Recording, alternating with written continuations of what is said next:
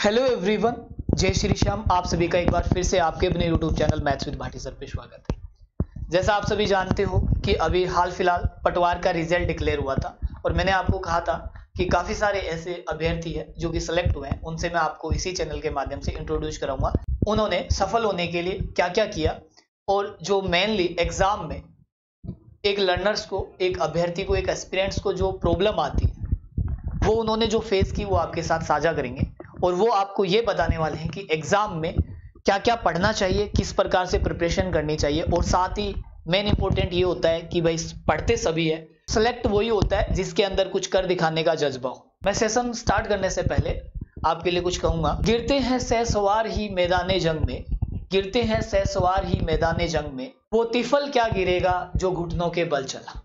तो मेरे दोस्तों, अगर आप किसी भी एग्जाम की प्रिपरेशन करते हो तो उस एग्जाम में आपको बना रहना बहुत ज्यादा इंपॉर्टेंट है।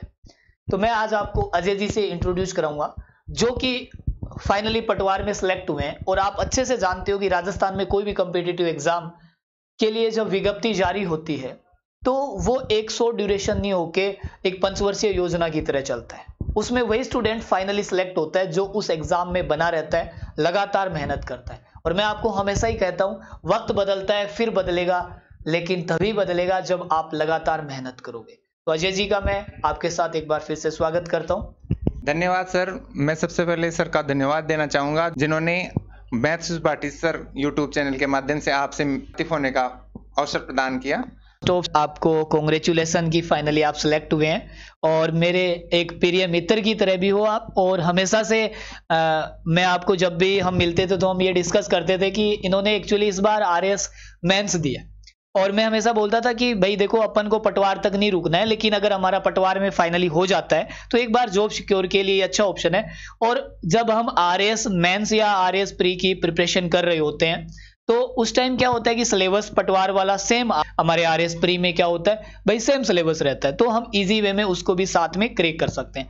अभी इस बार जो अजय जी है वीडियो मेंस भी देंगे और अजय जी आपको अपनी सफलता के बारे में बताएंगे। फर्स्ट ऑफ ने किस प्रकार से प्रिपरेशन शुरू की ये सभी आप बताएंगे। सर सबसे पहले मैंने आरएस की प्रिपरेशन स्टार्ट की थी और साथ में एक जॉब सिक्योरिटी, क्योंकि आरएस की प्रोसेस एक आरपीसी की प्रोसेस पंचवर्षीय योजना की तरह है, इसलिए मैंने एक जॉब सिक्योरिटी के रूप में पटवार का विकल्प चुना, क्योंकि वो जो जीके का पार्ट है और लगभग सिलेबस है जो आरएस से कोरिलेट करता है, इसलिए मैंने पटवार को भी चूज किया साथ में। और दोनों की एग्जाम जो आरएस प्री थी और पटवार थी दोनों साथ, मतलब एक दो दिन का ही गैप था, इसलिए मैंने जो जीके का पोर्शन है वो आरएस की प्रिपरेशन के हिसाब से ही किया था। साथ में मैंने मैथ्स की जो क्लासेस देखी वो भाटी सर से, जो मैथ्स के क्वेश्चंस यूट्यूब के माध्यम से, और वैसे भी मेरा व्यक्तिगत मिलना रहा सर से, तो उससे मैंने मैथ्स के रूप में जो जो क्वेश्चन मेरे को जहां दिक्कत आई तो उन्होंने सर ने बहुत सहयोग किया। इसके साथ ही मैथ्स जैसे पटवार हुआ, वीडियो हुआ, इन एग्जाम्स में मैथ्स के बिना आप सिलेक्शन की उम्मीद बहुत, यदि आपका जीके का पार्ट बहुत स्ट्रांग है तो ही कर सकते हैं, वरना न के बराबर ही है, क्योंकि मैथ्स ऐसा सब्जेक्ट है जिसमें आपका फुल स्कोर किया जा सकता है। मैथ्स हुआ, रीजनिंग हुआ, ये मतलब जो स्कोरिंग सब्जेक्ट हैं, इसलिए आपको मैथ्स के विशेष रूप से मैथ्स पे ध्यान देना चाहिए। साथ ही जैसे हिंदी इंग्लिश है उस पर भी आपको अच्छी से कमांड होनी चाहिए। और प्रीवियस जो जीके के प्रीवियस ईयर के क्वेश्चन है, जैसे आपका राजस्थान जीके है, तो इसको अच्छा करने के लिए आपको प्रीवियस ईयर क्वेश्चंस पे बार बार रिवीजन, मतलब उनको निकालने चाहिए। साथ में ही आप ज्यादा कंटेंट इकट्ठा करने की बजाय एक ही कंटेंट, जैसा आपने अपने स्टडी सिलेबस के अकॉर्डिंग आपने जिस एग्जाम्स को चूज किया है उसके अकॉर्डिंग अपनी स्ट्रेटजी बना के सिलेबस के अकॉर्डिंग जो टॉपिक हैं उनको टू द पॉइंट, जैसे पटवार में था जो स्पेशल मेंशन टॉपिक हैं तो उनको देखते हुए आप एकदम सटीक रणनीति बना के और जो नोट्स हैं अपने तैयार कर सकते हैं और उनको बार बार रिवीजन करेंगे तो मेरे को लगता है कि आपकी सफलता में बहुत मददगार होगा। और साथ ही जैसे अपन तैयारी कर रहे हैं तो इसमें आपको धैर्य बनाने की बहुत आवश्यकता है, क्योंकि जैसे पटवार की वैकेंसी 2019 की वैकेंसी थी तो उसमें बहुत एक लंबा ड्यूरेशन हो गया, इसलिए आपको दोनों चीजें, राजस्थान की जो वैकेंसी उनमें एक लंबा ड्यूरेशन के लिए आपको अपने आप को मेंटली प्रिपेयर रखना चाहिए कि हम बीच में इसको मतलब अपने छोड़ नहीं सकते, इसलिए अपने आप को मेंटली रूप से प्रिपेयर रहना चाहिए। बिल्कुल, अजय जी ने बहुत स्टिक पॉइंट बताए हैं आपको। एक तो एग्ज़ाम एक लॉन्ग ड्यूरेशन के लिए चलता है, तो आप ऐसा मत सोचिए कि हम नोटिफ़िकेशन आउट होने के बाद ही प्रिपरेशन करेंगे या 2 महीने प्रिपरेशन की जोश-जोश में या किसी भाई-बंधु को देख के, ऐसा करोगे तो वो आपका टाइम ऑफ वेस्ट होगा सीधा-सीधा। तो हमें क्या करना है, एक लगातार प्रिपरेशन करनी है। हमें टारगेट को फिक्स करके चलना है और इन्होंने एक बात सबसे जो ख़ास कही, वो ये बात है कि हम जैसे जीएस पोर्शन को पढ़ते हैं, मैं ये नहीं कहूँगा कि आप किसी भी पोर्शन को स्किप करें। आपका एक इंटरेस्टिंग सब्जेक्ट होता है, लेकिन मैंने देखा है कि राजस्थान के जो स्टूडेंट्स होते हैं मैथ्स से बहुत ज़्यादा भागते हैं, क्योंकि अभी तक हमने देखा है कि मैथ्स का ज़्यादा वेटेज नहीं होता, तो वो स्किप करके चल सकते हैं। लेकिन एक चीज़ आप हमेशा याद रखें, मैथ्स एक ऐसा सब्जेक्ट है जिसमें कुछ चेंजेस नहीं आते, सेम रहता है। जैसे करंट अफेयर्स हुआ, साइंस हुआ या कोई भी सब्जेक्ट है, वो बदलता रहता है समय के अनुसार, लेकिन मैथ्स नहीं बदलता है। और इसके अंदर आप फुल में से फुल मार्क्स ला सकते हैं। कोई भी गुंजाइश नहीं रहती है कि कुछ अपवाद हो या गलती हो। तो आप अपने इस सब्जेक्ट को कमजोरी न बना के इसको आप अपना पॉजिटिव वे में लेके जाए। और अगर हम किसी सब्जेक्ट को पढ़ते हैं तो भाई आपने भी ये सुनी होगी ना, अगर हम किसी चीज को चाहें तो भाई कायनात भी उसको मिलाने में लग जाती है। अब उसका तुम गलत वे में मतलब लेके जाओ तो उसका तो कोई इलाज नहीं है। सीधा सा है, अगर आप तुम्हारा मैथ्स कमजोर है तो आप उससे जुड़िए, उससे लगाव कीजिए, उससे कंटिन्यू पढ़िए, उसके साथ 6-7 दिन कंटिन्यूटी रखोगे तो मैं ये कह सकता हूँ कि सबसे प्यारा सब्जेक्ट है, क्योंकि इसमें कुछ रटना नहीं पड़ता।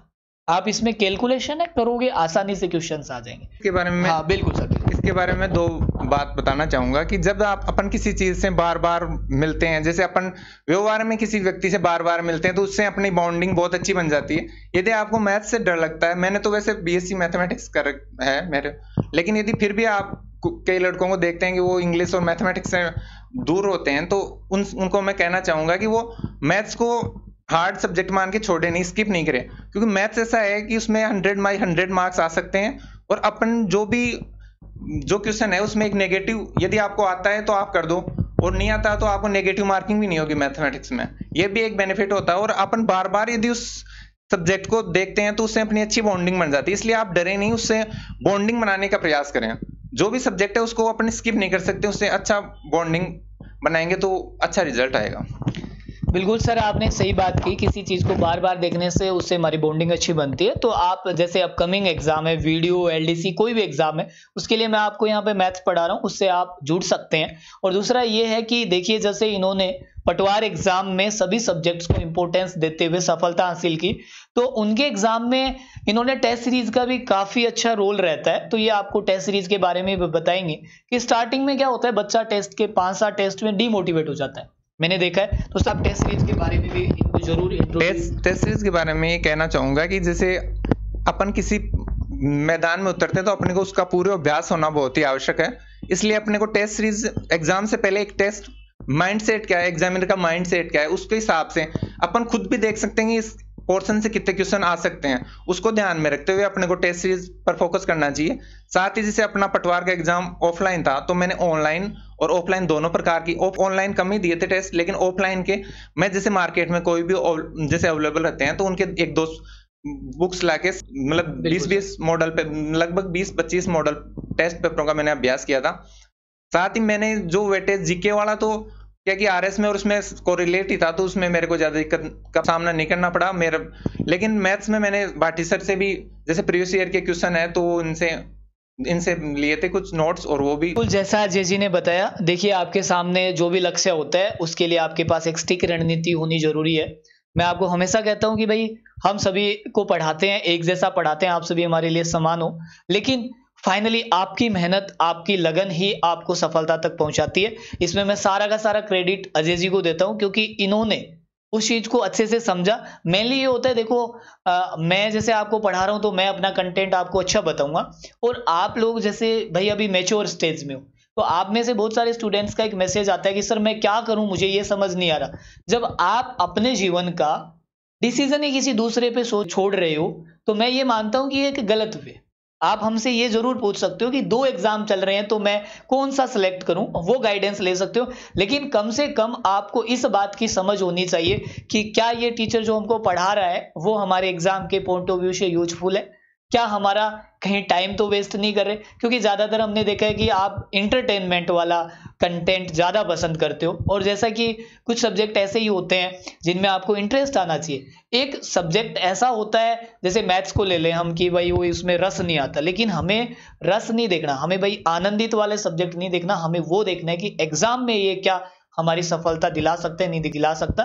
तो अजय जी ने भाई मैं आपको कहूँ तो अजय जी आपको ये बताने वाले हैं कि किस प्रकार से आप कंटेंट को डिफाइन करके आप पढ़ें, क्योंकि मेनली ये होता है कि बहुत सारे ऑप्शन होते हैं, किसी एक को चूज कैसे करें। सर इसके लिए सबसे बेस्ट ऑप्शन है अपना सिलेबस सामने रखो, और साथ ही जो प्रीवियस ईयर में क्वेश्चन आ रखे हैं उनको देखो कि जो अपन कंटेंट पढ़ रहे हैं हमें किसी पे अंधविश्वास नहीं करना है। अपन को देखना है कि सर जो टीचर अपन को पढ़ा रहा है वो प्रीवियस ईयर के क्वेश्चन के अकॉर्डिंग अपने को पढ़ा रहा है या नहीं पढ़ा रहा, तो उस अकॉर्डिंग अपने को कंटेंट को छांटना है और अपना मैटर सीमित रखना है, मैटर ज्यादा इकट्ठा नहीं करना है, क्योंकि अपन बार बार रिविजन नहीं करेंगे, जैसे जीके वाले पोर्शन में रिविजन नहीं करेंगे तो अपन औरों से पिछड़ सकते हैं। साथ ही जो मैथमेटिक्स है, रीजनिंग है, तो उनके लिए आप देख सकते हैं कि किस टीचर का माइंडसेट कैसा है, माइंडसेट के अकॉर्डिंग उन्होंने वो जो अपन टीचर से पढ़ रहे हैं उनका कंटेंट है या नहीं है, तो वो अपन देख सकते हैं इसके लिए। बिल्कुल सर। और अभी फाइनली मैं आपको अजय जी को भाई मिठाई विठाई माला वाला पहना के जो अजय जी का भाई स्वागत करेंगे वो विजय जी करेंगे, और विजय जी इस बार एसीएफ में 35 रैंक के साथ सिलेक्टेड है। आपका स्वागत है विजय जी, आइए।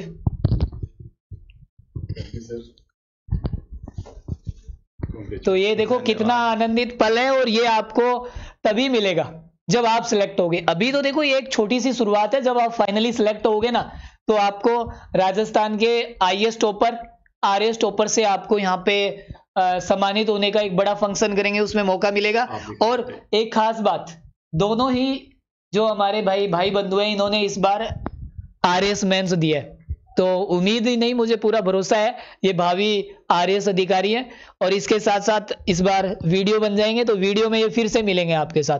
अब आपको डिसाइड करना है कि आप घर बैठे केवल देखना चाहते हो या आप यहाँ आके औरों के लिए कुछ अपने संदेश देना चाहते हो, या भी आपकी क्या सक्सेस जर्नी रही है। तो सबके लिए थोड़ी थोड़ी मिठाई हो जाए।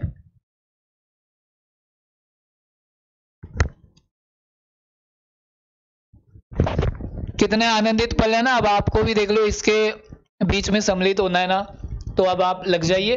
और फाइनली मैं इन सभी का आपको धन्यवाद देता हूं, क्योंकि इन्होंने कड़ी मेहनत से ये सफलता हासिल की है। और मैं इन सभी के, विजय जी और अजय जी की उज्जवल भविष्य की कामना करता हूं कि भाई आरएएस अधिकारी बने और इसी प्रकार से आपके साथ जुड़ते रहें। Thank you sir. Thank you. आज के लिए बहुत बहुत धन्यवाद।